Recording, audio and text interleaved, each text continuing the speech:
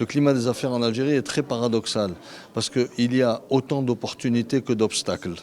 Et je pense qu'il y a aussi beaucoup de volonté politique de la part du sommet, puisqu'on on reçoit au quotidien des messages, mais dès qu'un message positif est porté par le sommet évidemment du gouvernement et de l'État algérien, le lendemain, il y a des décisions bureaucratiques qui viennent en quelque sorte on ne va pas dire contredire, mais freiner et ralentir effectivement ou contrarier, on va dire, l'enthousiasme qui a été créé par l'annonce de l'amélioration de certains aspects du climat des affaires.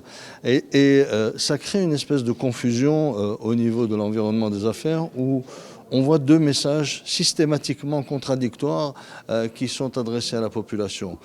Avec autant d'opportunités, on ne peut pas continuer à avoir autant de contradictions. Le sommet de l'État est clair, il veut une amélioration du climat des affaires, que nous avons appelé de tous nos voeux depuis des années. On se réjouit qu'il y a une prise de conscience.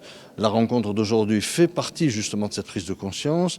La présence du vice-gouverneur, la présence d'officiels.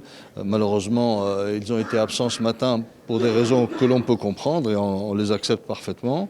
Mais l'amélioration du climat des affaires nécessite justement de mettre un terme à ces contradictions quasi maintenant quotidiennes.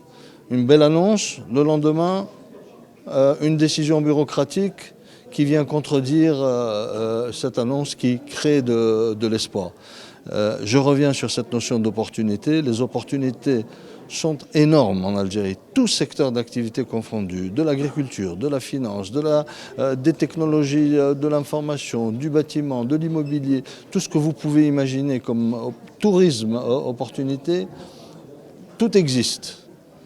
Mais aujourd'hui, il faut nous permettre de mettre en œuvre, il faut que l'espoir que suscite véritablement ce changement de trajectoire, il faut qu'il se matérialise et qu'il se concrétise et qu'on arrête avec des décisions qui viennent ternir systématiquement les messages qui sont envoyés.